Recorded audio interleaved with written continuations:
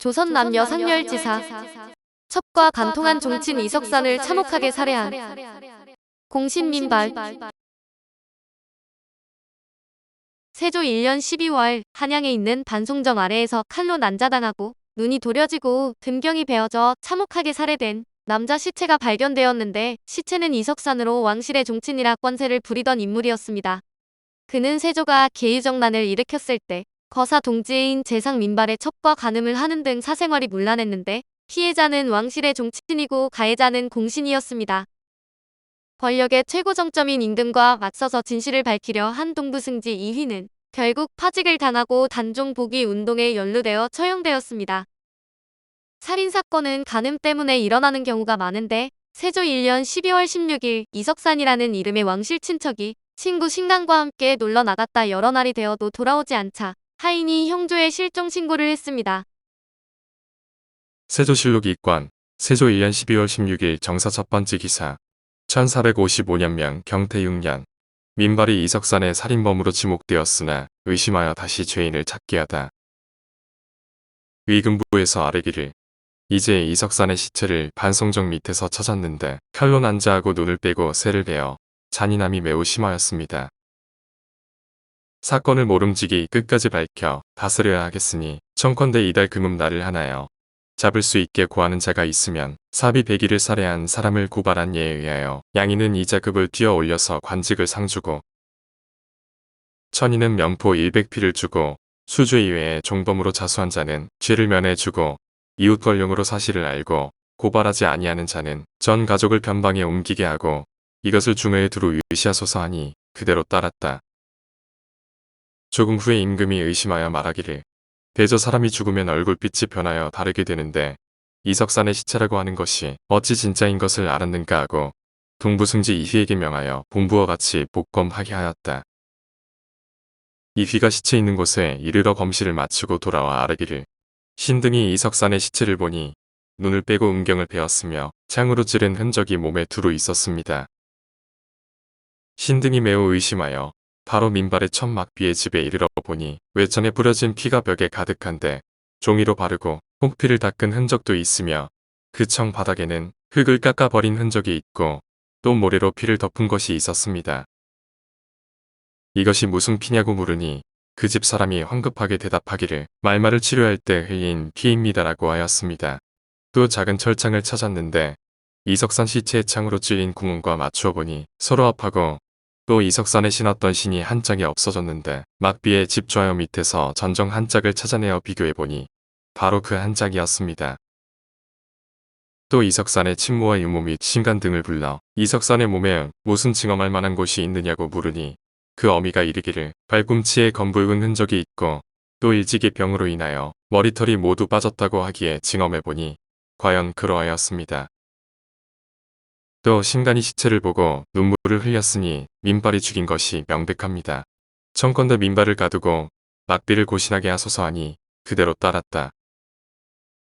얼마 안 되어 민발을 석방하고 전교하기를 민발은 지위가 세상에 이르렀고 또 원종의 공이 있으니 의심스러운 일로 몸을 구속하는 것은 옳지 않다 하고 또 승정원에 묻기를 만약 민발의 소위라면 민발은 원종 공신인데 어떤 일로 과제할 것인가 하니 승정원에서 아뢰기를 민발이 비록 공신이나 이석산도 또한 공신의 후손이므로 공신이 공신을 죽였으니 죄를 감할 수 없습니다 하였으나 임금이 오히려 의심하여 다시 조사하여 상을 걸고 죄인을 찾게 하니 나라 사람들이 모두 민발의 소유인 것을 알았으나 이만 갈 뿐이었다.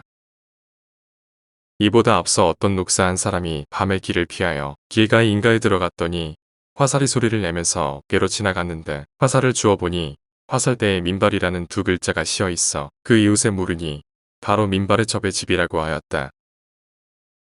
민발은 얼굴이 흉악하고 목소리가 거칠어 용맹 하나 의리가 없었다. 일찍이 그 형 민서와 더불어 민서의 첩의 간부를 구타하여 거의 죽게 되었었다.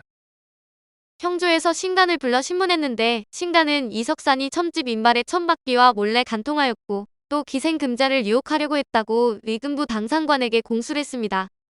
이석산이 민발의 첨박비와 간통했다는 것을 친구 신간이 알 정도면 소문이 파다하게 난 것인데 의금부 당상관은 민발이 의심스러웠으나 공신이었기 때문에 일단 세조에게 보고를 했습니다.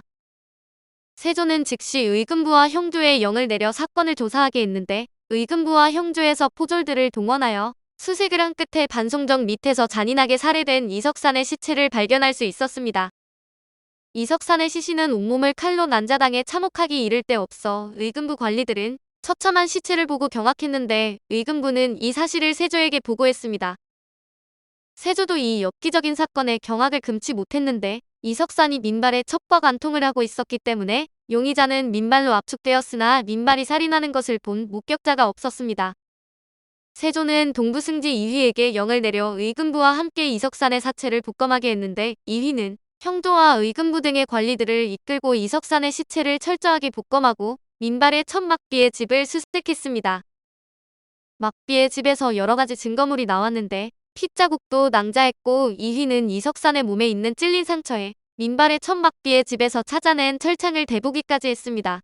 이휘는 현장에서 막비를 신문했으나 막비는 민발이 이석산을 살해한 사실을 한사코 부인했는데 막비를 형조로 끌고 가 신문을 하고 싶었으나 민발 때문에 뜻을 이룰 수 없었습니다. 이휘는 범인이 민발과 막비라고 보고했고 세조가 먼저 신간을 불러 조사하고 민발과 막비를 잡아다가 조사하라고 영을 내리자 이휘는 신간을 불러 철저하게 조사했습니다. 신간은 이석산이 민발의 천막비와 간통한 사실 외에는 알지 못한다고 공초를 바쳤는데 이휘는 억세고 사나운 민발이 자신의 첩과 간통한 이석산을 살해했다는 것을 확신했습니다. 이휘는 민발과 그의 천막비를 의금부로 데려와 곤장을 때리면서 신문을 하려고 했으나 세조가 갑자기 민발을 조사하라는 명을 거두고 증거가 불충분하다는 이유로 석방하라는 지시를 내렸습니다. 세조는 자신이 거사를 일으켰을 때 목숨을 걸고 도와주었던 민발을 사형에 처하고 싶지 않았던 것인데 민발을 석방했으나 기분은 꺼림칙했습니다. 세조는 만약의 경우에 대비하여 민발을 어떤 죄로 다스려야 하는지 승정원에 하문했는데 승정원에서는 공신이라도 민발을 용서해서는 안 된다고 주장했습니다. 민발이 이석산을 죽이는 것을 본 사람이 없다. 범인을 잡는 자에게 후하게 상을 준다는 뜻을 알려 죄인을 검거하라. 세조는 살인사건의 목격자가 없다고 증거물이 나왔는데도 범인으로 인정하지 않은 것인데 세조가 사정전에서 대신들과 술자리를 할 때 동부승지 이휘가 민발을 법으로 다스려야 한다고 아뢰었습니다. 세조가 대신들의 의향이 어떤지 하문하자 대신들은 일제히 의심할 만합니다라고 대답했는데 세조는 범인을 잡는데 파격적인 상을 내걸었습니다. 벼슬이 있는 사람은 세 단계나 특진시키고 벼슬이 없는 자는 정팔품에 임명한다는 약속을 한 것으로 노비들에게는 면천을 해주겠다는 조건까지 내걸었습니다. 동부승지 이휘는 이석산의 시신을 검험했기 때문에 집요하게 민발을 조사하게 해달라고 아뢰었는데 이휘가 다시 민발을 조사하게 해달라고 요구하자 세조의 눈빛이 사나워지고 얼굴빛이 붉어졌습니다. 세조는 이휘를 파직했으나 민발이 범인이라는 여론은 가라앉지 않았는데 세조는 민발을 두둔해 살인죄까지 눈감아 주었으나 민발은 공신이라는 이유로 방자하여 스스로 화를 불러일으켰습니다. 4월 20일 세조는 상황 단종과 태평관에서 하마연을 마치고 종친들에게 말을 타게 할 때 겸사복 민발이 임영대군의 말을 막고 들어오지 못하게 했습니다. 겸사복은 임금의 후위를 맡은 직책인데 세조가 민발을 불러 제지하였으나 듣지 않았고 세조가 다시 명하여 제지한 뒤에야 민발은 그만두었습니다. 세조는 민발에게 자중하라고 지시했지만 민발은 자기가 옳다고 고집을 부렸고 언사가 불손하자 세조는 혹은 혼석생에게 명하여 민발에게 장십대를 쳤으나 민발이 여전하자 대노하여 의금부에 하옥했습니다. 세조는 민발을 두둔했는데도 그가 뉘우치지 않자 대노했는데 의금부에 민발의 고신을 거두고 먼 곳으로 유배하라는 영을 내렸고 이석산의 시신을 검험한 이휘는 귀양을 갔다가 곧 석방되어 공조참의에 제수되었습니다. 그러나 이휘는 단종 복위 운동에 공조참의로 가담했다 발각되어 사육신과 함께 거열형에 처해지고 부인 열비는 판중추원사 이계전에게 하사되었으며 갖고 있던 많은 땅들도 압수되어 공신들이 나눠졌습니다. 오늘 조선남 여상열지사는 첩과 간통한 종친 이석산을 참혹하게 살해한 공신 민발이었습니다.